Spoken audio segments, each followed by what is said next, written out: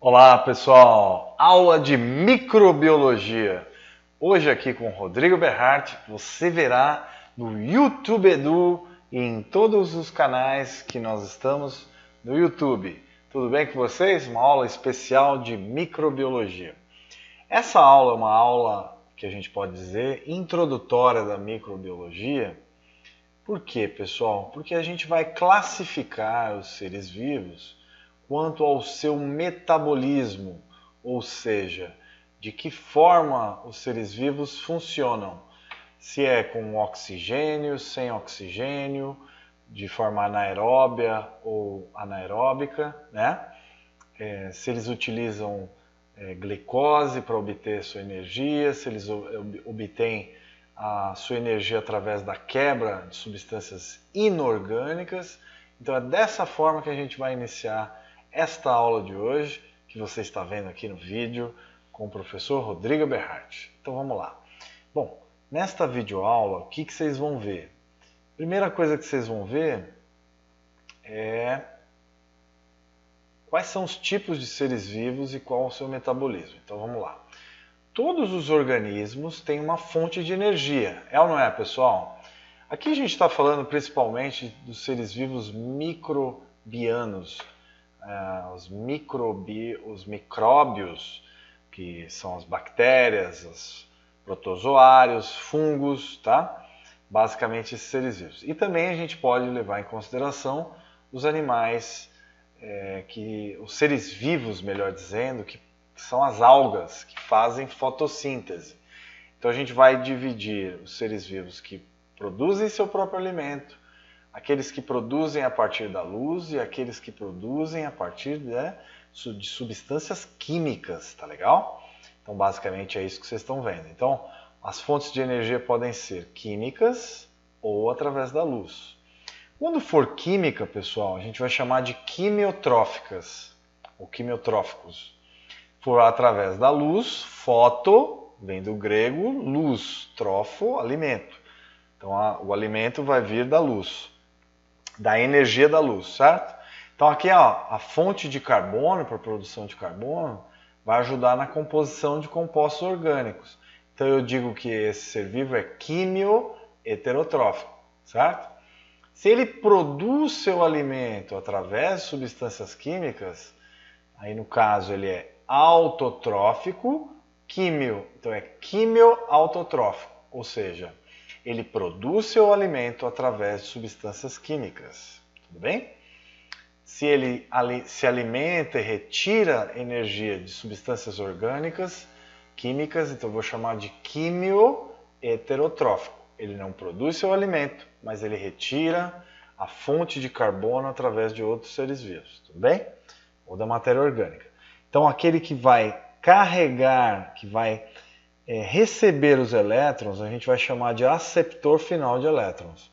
Então aqui vai ser o oxigênio, então são todos os organismos, a maioria dos fungos, protozoários e bactérias que tem então o oxigênio como o aceptor de elétrons, tudo bem?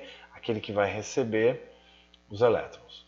E aí você tem os outros seres vivos anaeróbios, que vivem sem oxigênio, que vão também produzir o composto orgânico através da fermentação. Então, Streptococcus, por exemplo, e aqui um composto inorgânico. Então, são aqueles seres vivos que não usam oxigênio como aceptor de elétrons e produzem seu alimento através de compostos inorgânicos. Então, cadeia de elétrons, que no caso de um ser vivo anaeróbio, que não usa oxigênio para produzir sua energia. Aqui a gente vai dar o exemplo da Clostridium, bactéria Clostridium. Nós temos dois exemplos, Clostridium tetani, que causa o tétano, que machucados na pele pode entrar o tétano, e também a Clostridium botulinum, que está presente normalmente em potes, em latados, né, que são fechados com essas bactérias, produzindo então toxinas letais. Um outro exemplo de fonte de carbono pode ser o CO2 dos quimiotróficos. Então, bactérias, oxidantes de hidrogênio, enxofre, ferro, nitrogênio e dióxido de carbono. legal? Muitos desses de enxofre e ferro, eles se localizam nas bocas de vulcões, tanto em montanhas como no mundo submarino, embaixo d'água, do mar, tá bom? Outra fonte então de energia é a luz, né? Então são os fototróficos. Fonte de carbono, galera, compostos orgânicos são fotoheterotróficos. Bactérias verdes não sulfurosas e bactérias púrpuras não sulfurosas, tá? Elas vão receber a luz do sol e vão fazer, então, elas se alimentam de outros seres vivos, tá? E produzem seu alimento. E tem também aqueles que recebem o CO2 como fonte de carbono, as algas, por exemplo, as plantas, e utilizam a água para produzir o CO2. Bem, na verdade, a água vai ser quebrada e aí vai liberar elétrons, vai ser liberado o oxigênio, tá? Para daí a produção, vai acontecer então o recebimento de energia, tá bom? Então as plantas recebem a água, quebram a água por fotólise e liberam oxigênio. E também recebem elétrons para a produção de outras substâncias, entre elas a glicose. E a glicose também tem a chegada do carbono e do oxigênio aqui do CO2, tá certo? Então plantas, algas e cianobactérias. O que elas fazem mesmo, professor? Quebram a água e liberam elétrons para a produção de alimento. Aqui não, ó. Aqui não. Bactérias fotossintéticas anoxigênicas, que não vivem em ambientes com oxigênio. Então, bactérias verdes e púrpuras, tá legal? Então tá aí, pessoal, um quadro completo de uma classificação nutricional dos organismos, tá? Outra lembrança que vale a pena a gente ressaltar aqui é que as fontes de energia, então, podem ser a luz e elementos químicos, tá? Ou elementos orgânicos. Então, os pigmentos fotossintéticos, em conjunto com a luz, recebem elétrons. Aqui, no caso de outros seres vivos, a glicose, o enxofre elementar, a amônia e o gás hidrogênio vão também ser quebrados e liberar elétrons para gerar o ATP, adenosina trifosfato, 3 fosfatos, tá bom? E aí os carreadores, os transportadores de elétrons, é o NAD, pH+, ou NADP+, e o NAD e o FAD. São todos transportadores de elétrons. São substâncias orgânicas, nucleotídeos, que carregam eletricidade, elétrons, tá? Para carregar a pilha biológica chamada ATP.